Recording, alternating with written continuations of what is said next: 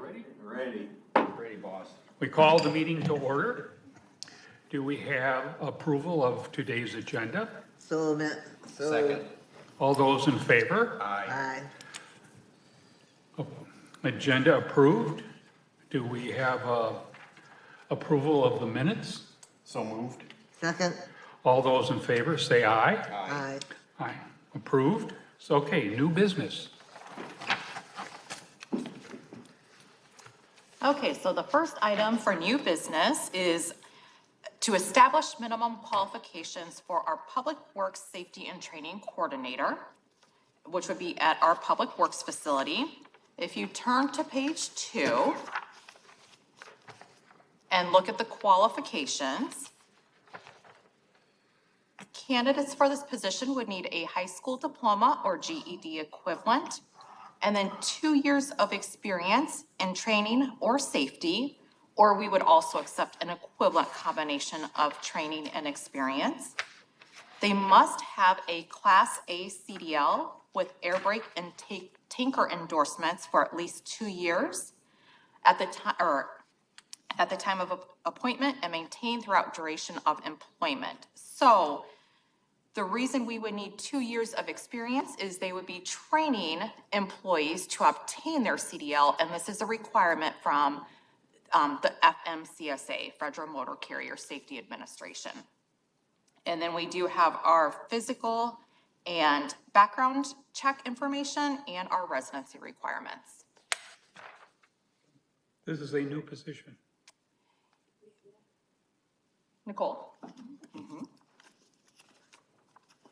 Boy, those are fancy cuffs. Thank you. Good morning, Nicole Gleason, Public Works Director. So our current safety and training officer is getting ready to retire. He came to us from John Deere, but similar to the position you approved last month, we are with the in-house CDL training. We're finding that actually having employees that can train on that CDL is going to be more of a critical task for us. So we're basically transitioning that safety and training officer role when he retires to basically the partner role to the transit version. And then they'll both have the certification from the FMCSA and be able to kind of cross-train and work together. And by their rules, you need to have one trainer, and then you can also have one tester. So the one of them can act as the trainer, and then the opposite is the tester for each other, and work together and be able to enhance our on-site CDL program. So there's 2 people doing this. So there'll be one specifically to transit. That's the one you approved last month. And then this one will be more on the Teamster side. Correct. There's enough for full-time person to Well, do and training? then additionally, they would also then do our ongoing quarterly safety training activities, a lot of our on-site safety inspections. So they'd be doing that stuff in between the training of the employees. Yep. So one person for all that? Yes. Or all that, for whatever. Okay. Okay. Any additional questions? Okay. If you don't mind, I would prefer if we could take a motion or a vote on this one, and then I'll present on the next one. All right. And I move that this, as recommended, is accepted. Second. All those in favor? Aye. Pass. Okay, civil service rules and regulations. Thank you. So Civil Service Rule 2.2 is in your packet. And on the second page, you'll see a proposed change to the rule for entry-level police officer testing. So as you've kind of noticed over the past few years, we're looking at different ways to recruit police officers, and I'm not going to steal Scott's thunder. He's got some an interesting or an exciting list for you today. But we are looking for ways to continue to streamline the process, make it easier for candidates to go through the process and not have so many barriers if we can remove them while keeping our high standards. So the proposed change before you today is that entry-level police officers who are certified in the state of Iowa as law enforcement officers would not be required to take the written exam. They would still have to do the physical ability test, they would still have to do the interview, but that's different than what we would do for all other candidates who are not certified. This is not required, or this aligns with what the Iowa Law Enforcement Academy requires. They don't require the written exam. So we're just proposing to make this change so that somebody who's already a police officer in the state of Iowa doesn't have to take this test again. They've already passed it to become a police officer. But if they're from Illinois, they'd have to take the test. If they're from Illinois, yes, they would have to take the test. And does it matter what size of department they would be coming from? It does not, nope. Anybody that's a police officer in the state of Iowa has taken this The test. same test? Yep, and I can't speak to 30 years ago, Scott, but anybody in the state of Iowa is taking this same post-test. So we're just saying we're not going to make them take it a second time. Okay. Thank you.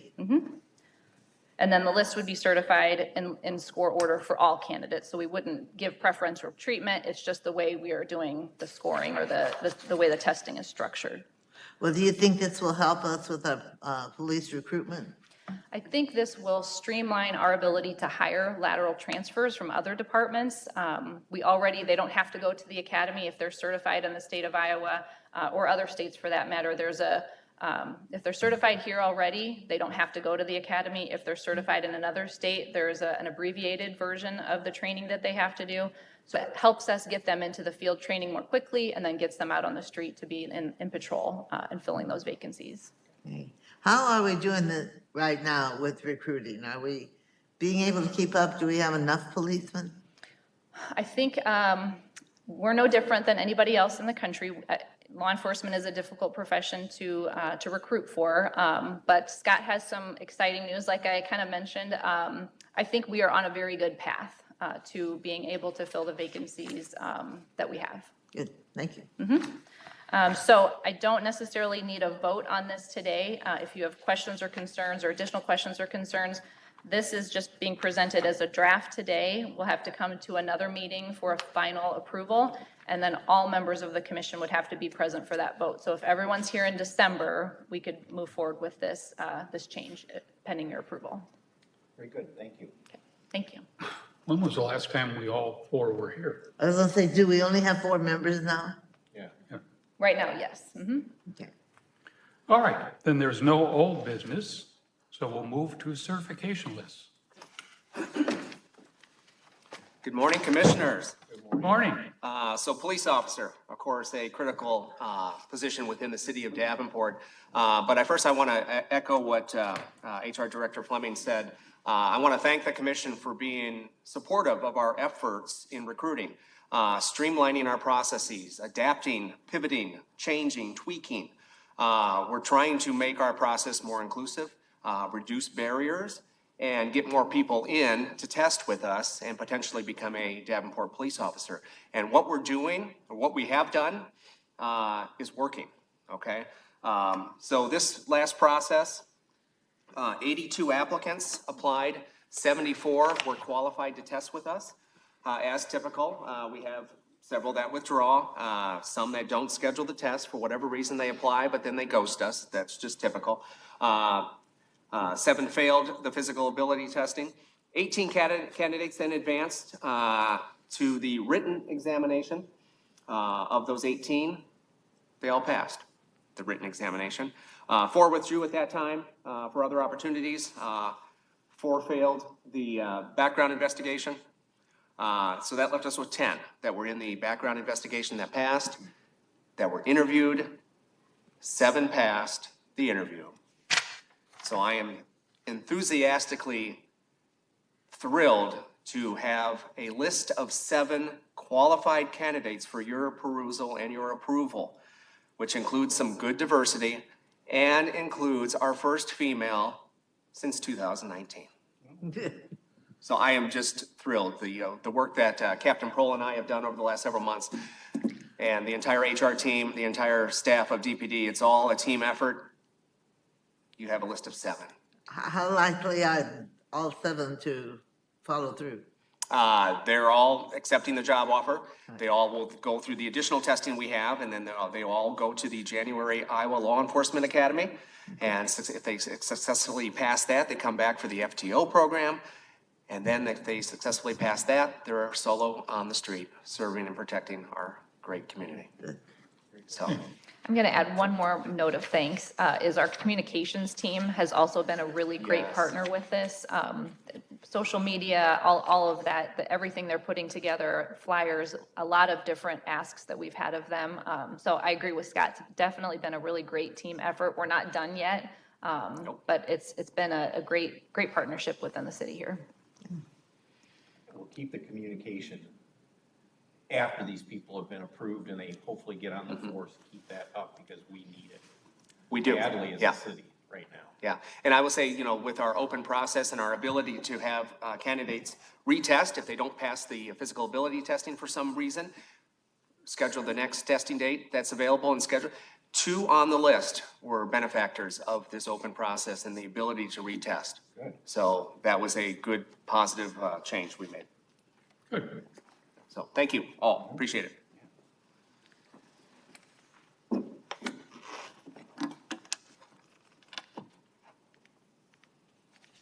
So next on the list, we have our application and software integration developer. This is an entry-level position in our IT department, and we did have a 30-70 split, and it is a non-bargaining position. Applicants need to have a bachelor's degree in computer science and 3 years of experience. And then we have our background and residency requirements. We had 42 applicants. 17 were qualified and invited to the written exam. 7 did not schedule, 1 did not show, and 7 did score below 70%, leaving us with 2 candidates that passed the written. They passed the interview. 2 candidates also passed the background check. However, 1 did withdraw. So that leaves us with 1 person on the list to be certified. And then our stats. Quite the variation, 42 applied. And I mean, and then only 17 were qualified. That's I'm not criticizing, it's like, wow, did these people not, who knows? You know, who knows what their reason is, but wow, that was a significant drop off. Yes. Okay. Okay, excellent. Next, we have our Code Enforcement Officer 1 position. It's an entry-level position in the Development and Neighborhood Services Department. The written exam was weighted at 100%, and it is part of our AFSCME union. So applicants need a high school diploma or GED equivalent and 2 years of experience in customer service or enforcement work. Have a valid driver's license, must be able to work a varied work schedule, and then our background and residency requirement. And then they are also strongly encouraged to receive pre-exposure rabies vaccines. So we had 37 applicants, 35 were qualified and invited to the written exam. 23 did not show, 1 scored below 70%, leaving us with 11 that passed the written exam, 7 passed the background check for our internal candidates and previously passed, leaving us with a list of 11. They probably didn't show because of the pre-rabies vaccine. Is this like the dog catcher? No, however, it would be tall grass, debris, however, they are exposed to animals. So if they Okay. have to go, yep, Okay. okay, Now, a question, yes. did wait, getting my head here. Yeah. The 2-year residency requirement, Yes. was that on the other ones we looked at? It is, yes. Okay. For all the civil service positions, yes. Okay, thank you. You're welcome. And then our stats. Okay, moving on, we have our Packer driver loader position. It is an entry-level position in our solid waste division of Public Works, and we did have a 30-70 split. Candidates need a high school diploma or GED equivalent. And you may remember a couple months ago, updating the minimum qualifications or improving those. So they need 3 years of driving experience and 6 months of heavy manual labor. And then they must have their driver's license upon application and obtain their their CDL permit within 30 days of appointment, and then obtain their Class B CDL license with air brake endorsement within 60 days of appointment. And then physical and background check and residency requirement. We actually had a larger list of applicants, so updating those minimum qualifications actually helped with our recruiting efforts as well.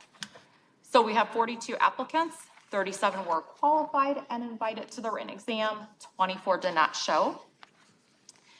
13 did pass the written and were invited to the interview. 1 did not schedule, 1 scored below 70%, leaving us with 11 candidates that passed the interview and the background check and are on the list to be certified.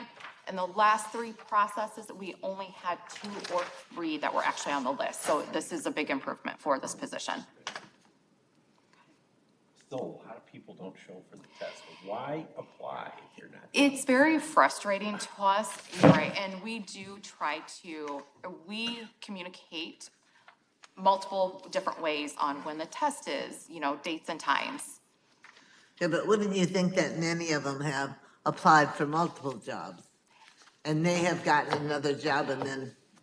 Yeah. That is a good possibility as well. It just blows me away though that, well, we're full employment, you know?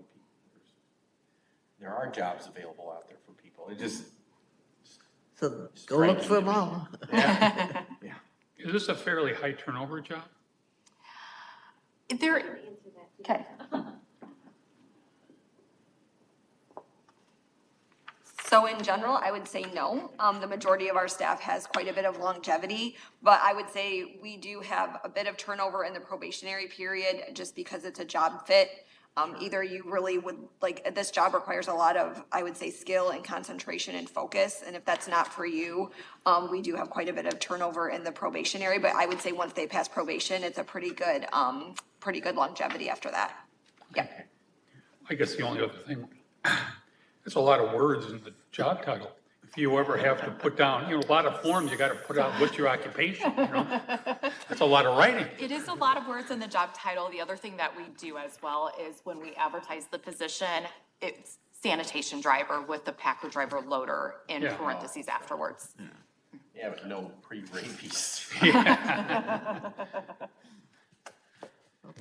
And our stats. Okay, Well, would the chair entertain a vote for the approval of the suggestions? no, you know, yeah.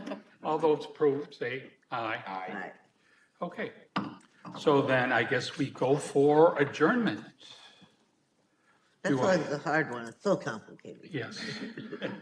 I move to adjourn. I second. All those in favor? Aye. Aye. Well, then we'll see you guys in December. Yes, you will.